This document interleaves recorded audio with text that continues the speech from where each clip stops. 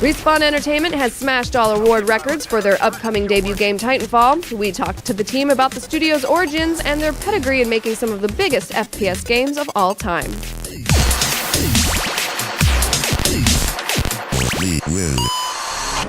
We left everything behind. Hell, getting here was just the beginning.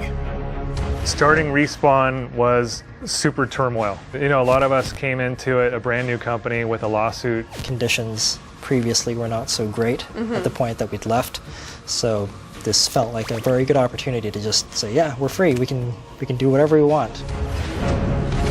You said it would be tough to start over, but I didn't listen. Well, when we started up, I mean, it was literally Jason and I, and nothing else. We had people come and join us, but at the time it wasn't, you know, we signed a deal with EA, we didn't have a game idea, we didn't have technology, we didn't have computers, we didn't have anything. We didn't even have a lease on our office space. We were literally squatting. The landlord was nice enough to give us a key in the morning so we could come in. It forced us to be more creative, but it was even more of a challenge to be creative from a logistical standpoint. How do we work on a game when we don't have any tech? The floors here were all nasty and had broken glass and cockroaches. Like, this place had been abandoned for a couple years, and you know, that was the start of our company. I mean, it was literally guys in folding chairs in a circle just talking about games that they liked, games they didn't like. How long did that last for? Maybe a couple months, and we started getting... A couple months? Yeah, it was a long time. So. Of sitting on folding chairs? Yeah.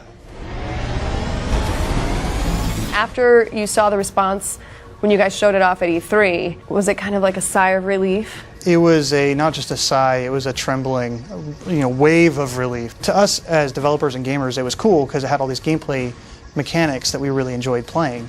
We had no idea if the public at large was going to attach to it at all. I was trembling when we unveiled it, thinking, oh gosh, this is it. They found us out, no one's gonna like it. It was like, hey, we're real. Because before that, you can't talk about it and you can't share it and you have community people that want to know and there's nothing that you can tell them. And so, yeah, that moment, I think right at the end of the Microsoft press conference where the trailer ran, and it was that moment of like, oh my God, this is a real thing that's happening, and now we have this crazy run from here to March. Going into E3 and seeing people's reaction to it finally and not our own was just shocking. So we thought, okay, all right, our little team is going to survive, we can keep going. And some of Titanfall's fiction can be seen in Respawn's fiery upbringing and what we went through to get here. It's us against the world at this point. The fleet's counting on you. Is there a method to the madness? Like, what do you think it is that you guys have that allows you to constantly create such awesome content? We had Medal of Honor, we had Call of Duty. I think it's just an amazing team, and we've grown it from here. We have some people that some of us have worked together for a dozen years or more maybe, and we have some new guys that we've brought on from other teams and other successful projects. We have 76 developers. The company as a whole with our QA staff is under 100.